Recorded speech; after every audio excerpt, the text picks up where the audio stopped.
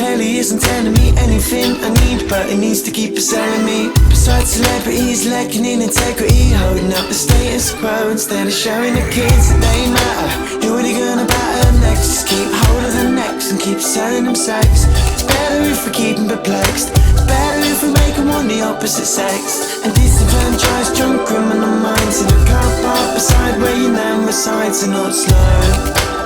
They've just never been shown that you should be.